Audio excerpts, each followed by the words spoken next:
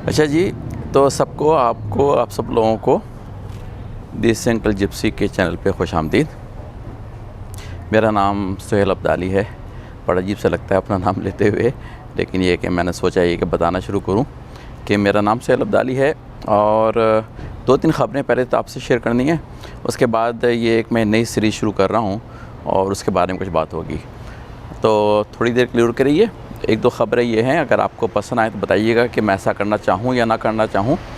एक तो ख़बर ये कि मैं ट्रैवलिंग का सोच रहा हूँ। ट्रैवलिंग का सोचने से मतलब ये है कि अब थोड़ा सा लग रहा है कि कोविड के हालात जो हैं उसकी वजह से जो बंद थे रास्ते वो कुछ खुलने लगे हैं। तो एक तो प्रोग्राम ये हो रहा है, मैं आपको 2-3 अपने आइडियाज़ दे रहा हूँ और बताइएगा कि इसमें से कौन सा आइडिया पहले मैं इम्प्लीमेंट करूँ, कौन सा बाद में इम्प्लीमेंट करूँ।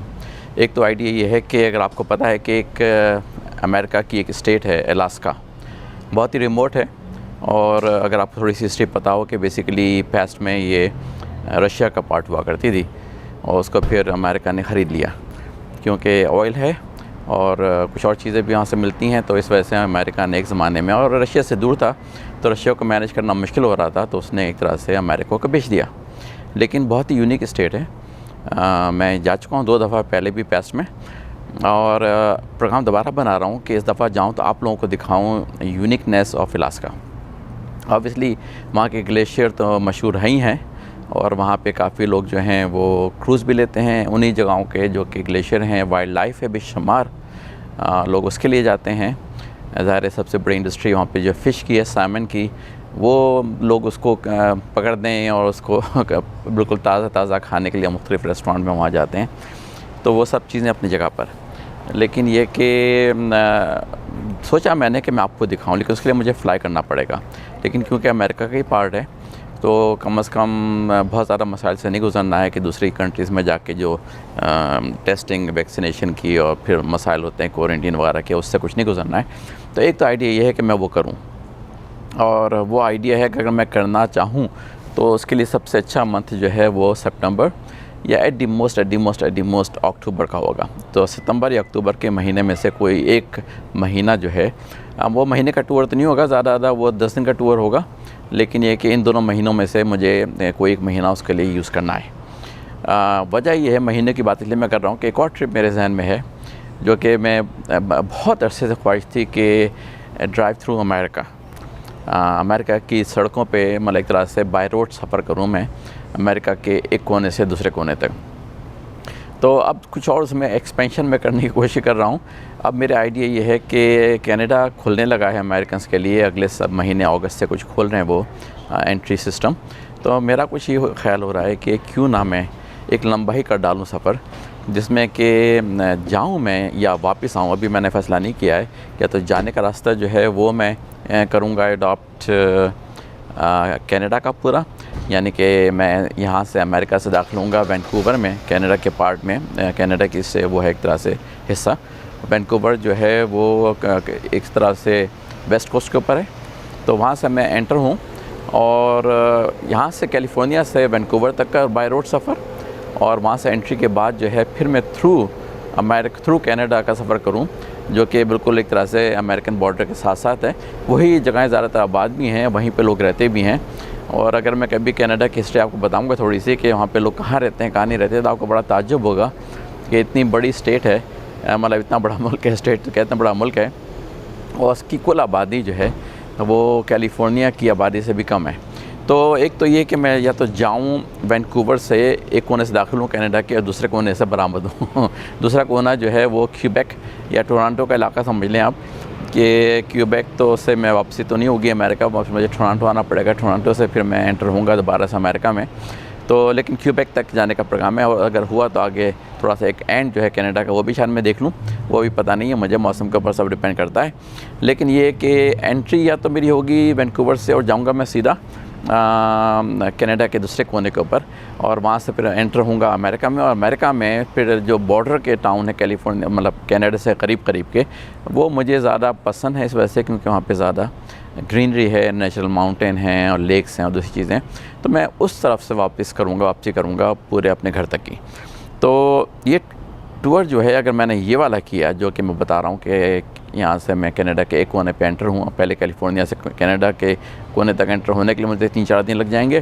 फिर वहाँ से पूरा कनाडा को ट्रैवल करने में और रुक रुक के देखते हुए जाना है, दिखाते हुए जाना है, रिकॉर्डिंग करते हुए जाना है, तो उसमें काफ़ी टाइम लगता है। और फिर वहाँ से वापस ही जो है अमेरिका के अंदर दाखिल होकर फिर भी वहाँ से भी रुक रुक के और देखते हुए और रिकॉर्डिंग करते हुए चीज़ों की जो ख़ास चीज़ें हैं अमेरिका के उस हिस्से में। तो मुझे लगता है कि 1 महीने का टूर हो जाएगा। तो इसलिए मैं सितंबर या अक्टूबर की 2 चीज़ों को मिक्स कर रहा हूँ कि अगर मैंने पहले ये ट्रिप रख लिया जो कि across the Canada and across the America, एक ही उसमें हल्ले में तो उसमें 1 महीना लग जाएगा तकरीबन मुझे। उसके लिए मुझे अपने रिसोर्सेज का इंतजाम करना पड़ेगा अपने बिज़नेस के ऊपर। ये एक अलग मसला है, इसके लिए मैं अलग कोशिश कर रहा हूँ, एफ़र्ट कर रहा हूँ। दूसरा जो है 10 दिन का ट्रिप है अलास्का का, और उसमें फ़्लाई करके जाना होगा। वहाँ पे लोकल कार रेंटल होगी और उससे जो है वो फिर अलास्का एक्सप्लोर किया जाएगा, वापस कार ड्रॉप होगी और फ्लाई करके वापस मैं पहुंच जाऊंगा। तो ये टोटल तकरीबन 10 दिन का ट्रिप हो सकता है।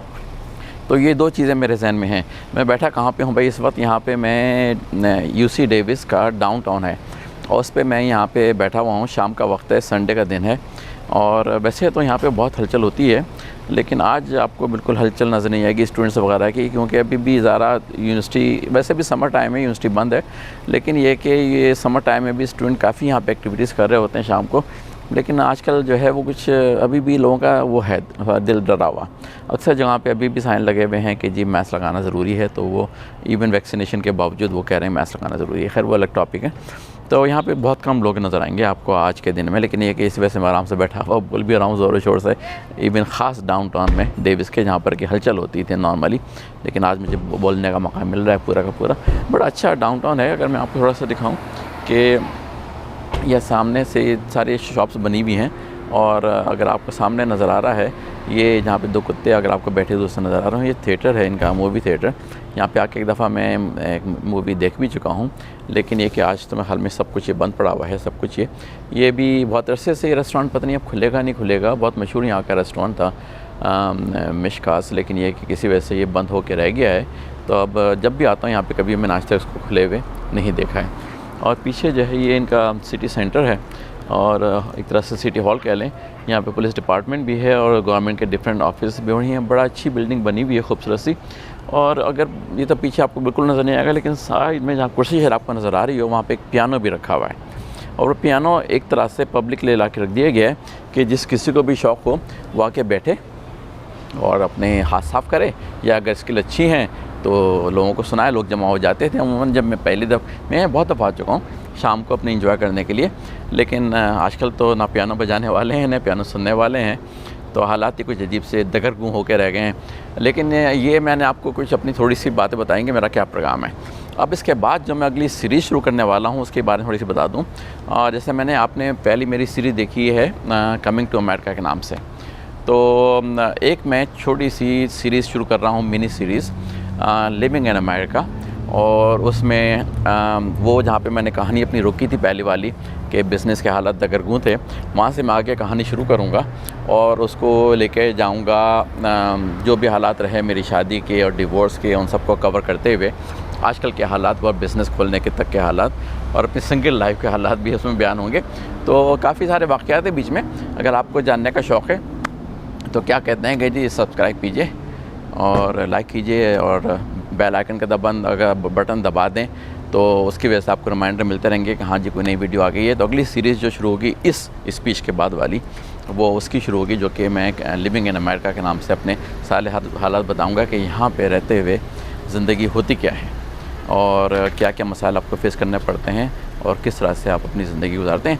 तो वो अगली होगी। लेकिन एक और चीज़ बताता चलूँ कि मैं अब कोशिश ये कर रहा हूँ कि मैंने इंस्टाग्राम का अपना चैनल शुरू किया है, मतलब इंस्टाग्राम शुरू किया है। तो उस पर मैं अब अपने अपडेट्स दिया करूँगा कि अगली वीडियो कौन सी और कब रिलीज़ होने वाली है।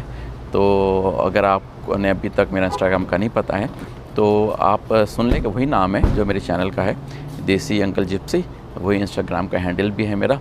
तो कभी मौका मिले तो उसको भी आप सब्सक्राइब कर लें, उसको भी लग जाएँ ताकि आपको इत्तला मिलती रहे कि मेरा अगला प्रोग्राम क्या बन रहा है। मैंने क्या फ़ैसला किया है कि मैं पहले अलास्का जा रहा हूँ, या ये मैंने फ़ैसला किया है कि मैं पहले कनाडा और अमेरिका को कवर कर रहा हूँ। ये बड़ा मुश्किल काम है कि अगर मैं एक तरफ से जाऊँ कि अमेरिका के एक कोने से दूसरे कोने तक वहाँ से वापस आ जाऊँ, तो अगर एक तरफ से मैं जाऊँगा, वापसी का जो रास्ता होगा वो मुझे ज़्यादा पसंद नहीं है, क्योंकि वो प्लेन से होते हुए और ओक्लाहोमा और टेक्सास वगैरह से गुजरता है, तो उसमें कोई जान ज़्यादा मुझे नज़र नहीं आती। ये ज़रूर है कि मुझे जाने का शौक़ है टेक्सास में, ह्यूस्टन और डैलस, तो देखूँगा उसको कैसे कवर करूँ। लेकिन ये कि जो खूबसूरत जगहें हैं सारी की सारी अमेरिका की, वो ज़्यादातर जो हैं वो कैनेडियन बॉर्डर के करीब हैं एक तरफ, और दूसरी तरफ कनाडा के अंदर जो खूबसूरत जगह हैं वो भी अमेरिका के बॉर्डर करीब हैं। तो वो तरह की बेल्ट अगर मैंने कवर कर ली जाते हुए और वापसी में, तो आपको खूबसूरत तरीन जो जगह हैं नेचर के लिहाज से वो नज़र आएंगी। अब अगर आपको देखना है मायामी, जो कि हलचल की सिटी है, लोगों की सिटी है, मुझे आजकल नहीं पता कि कितनी हलचल है वहाँ पे, हालांकि फ़्लोरिडा में काफ़ी उन्होंने खुली छुट्टी दी हुई लोगों को, तो मुझे आइडिया नहीं है कि वहाँ पे हलचल के क्या स्टाइल चल रहा होगा। तो मैं मालूमात कर रहा हूँ अपने दोस्तों से जो वहाँ पे हैं कि अभी कितनी हलचल है आजकल बीचेस वगैरह की। तो हो सकता है कि मैं एक छोटा सा शॉर्ट ट्रिप जो है 3-4 दिन का फ़्लोरिडा का भी बना लूँ, जहाँ पे मायामी और दूसरी बीचेस जो हैं उनको जाके आपको दिखाने की कोशिश करता हूँ। तो अब जो है सारा मेरा ज़ोर जो है किस चीज़ पे आ रहा है, ट्रैवलिंग एंड मोर ट्रैवलिंग। तो इंस्टाग्राम का हैंडल याद रहेगा आपको, वो भी नाम सेम है, देसी अंकल जिप्सी, तो उसको भी सब्सक्राइब करवा लीजिए और उस पर आपको नई इतलात मिलती रहेंगी। मैं ऐसे शुरू कर रहा हूँ कि अगली कौन सी वीडियो आने वाली है, किस दिन आने वाली है, ताकि आपको पहले से पता चल जाए, ताकि आप जो हैं वो उसके लिए उम्मीद है कि मुंतज़िर हो जाएंगे। तो भाई ये तो थी आज की एक छोटी सी दास्तान कि मेरी बस अगली सीरीज़ जो है, अगली सीरीज़ वो किस तरह की आ रही है, ताकि आपको अंदाज़ा हो जाए। तो मैं अगली सीरीज़ अब कुछ दिनों में शुरू करने वाला हूँ रिकॉर्डिंग की। हो सकता है मैं यहीं पे आया करूँ और यहीं पे रिकॉर्डिंग क्या करूँ। बड़ा अच्छा होता है शाम का मंज़र। उम्मीद है कि कुछ थोड़ी सी हलचल भी आप लोगों को थोड़ी सी ज़्यादा नज़र आनी शुरू होगी जब स्कूल वगैरह खुलेंगे। तो जब तक के लिए खुदा हाफिज़।